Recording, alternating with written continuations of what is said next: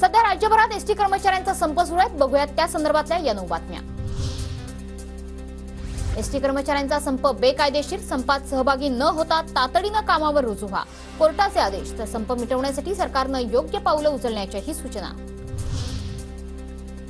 ST कर्मचाऱ्यांच्या संपाचा आजचा दुसरा दिवस। ऐन गणेशोत्सवाच्या तोंडावर एसटी कर्मचाऱ्यांच्या संपानं राज्यातील जनतेचे हाल।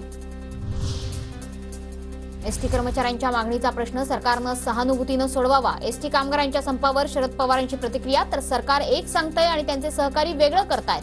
पडळकर खोतांनी एसटी संपाला दिलेल्या पाठिंब्यावर प्रतिक्रिया।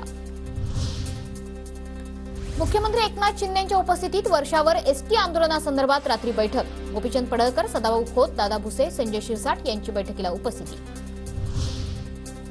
एसटी कर्मचाऱ्यांची संध्याकाळी 6 वाजता सह्याद्री अतिथीगृहावर मुख्यमंत्र्यांसोबत बैठक। काल उदय सामंत यांच्या उपस्थितीतील सरकारसोबतची बैठक निष्फळ। शिंदेंच्या आजच्या बैठकीत निर्णयाची शक्यता। एसटी आंदोलनाच्या पार्श्वभूमीवर सह्याद्रीवर होणाऱ्या बैठकीसाठी सर्वच एसटी कर्मचारी संघटनांना निमंत्रण। गोपीचंद पडळकर यांच्यासह गुणरत्न सदावर्ते आणि एकूण 27 एसटी कर्मचारी संघटनांना निमंत्रण।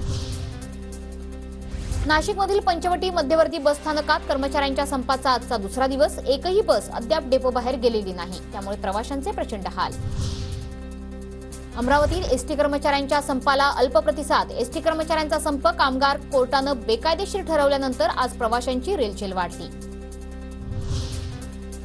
यवतमाळमध्येही दुसऱ्या दिवशी एसटी प्रवाशांना संपाचा फटका। खासगी वाहनानं नागरिकांना प्रवास करावा लागत असल्यानं प्रवाशांची मोठी गैरसोय।